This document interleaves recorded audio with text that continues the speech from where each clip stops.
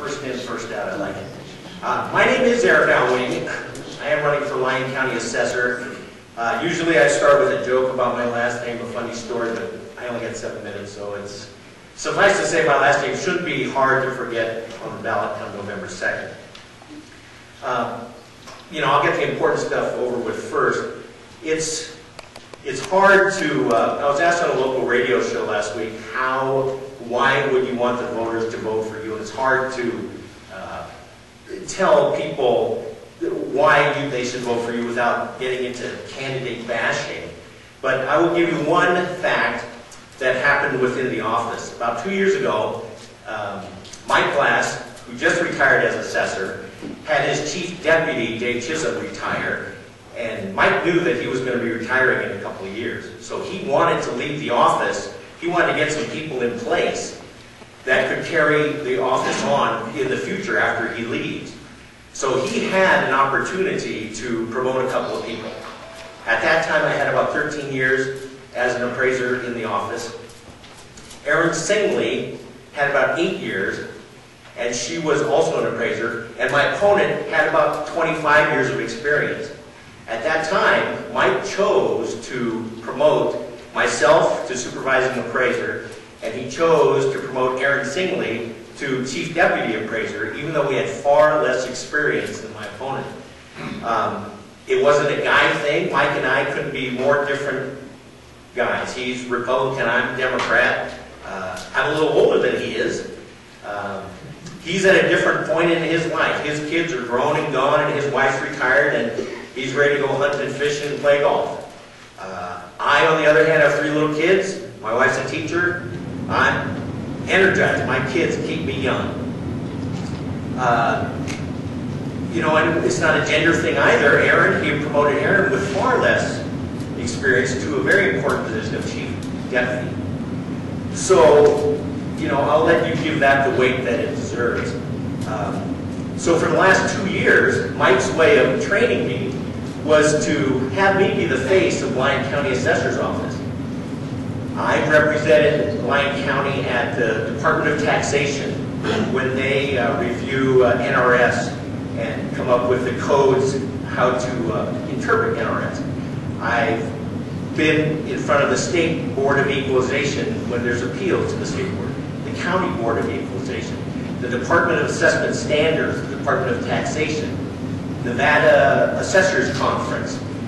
When the state comes in and reviews our processes, the person that answers their question and headlines their project is me. I answer all those questions, I give them all their answers, and they forward their results to me. So for the last 2 years, it's been on-the-job training, and it's been very valuable. I'm very confident moving forward in taking the assessor's office where it needs to be. Because with the current tax situation, the current economic situation, there are going to be innovative, radical, new ideas as far as how taxes are computed, and it will be my job to administer that and to get it out to the people, the citizens of Lyon County. Also, an important thing to remember about this position is, even though it's a partisan election, my position is purely administrative. I make no policy based on my party affiliation. Everything we do is governed by the NRS, and when it says in the NRS, that's what we do. More the state legislatures like Mr. Grady and Mr. Settlemeyer are responsible for what those rules are, and we just carry them out. So that's the best endorsement I think I can get, is being endorsed by the retiring assessor. And it's a nonpartisan position. Now, my education, my background, I graduated from the University of California, Berkeley in 1978 with a degree in political science. I attended Golden Gate University Law School. I say attended because I didn't graduate. Then I went into the restaurant business. I have extensive restaurant management background. I opened new restaurants throughout the country. Seattle, Kansas City, Dallas, San Diego, Chicago. I did that for 12 years.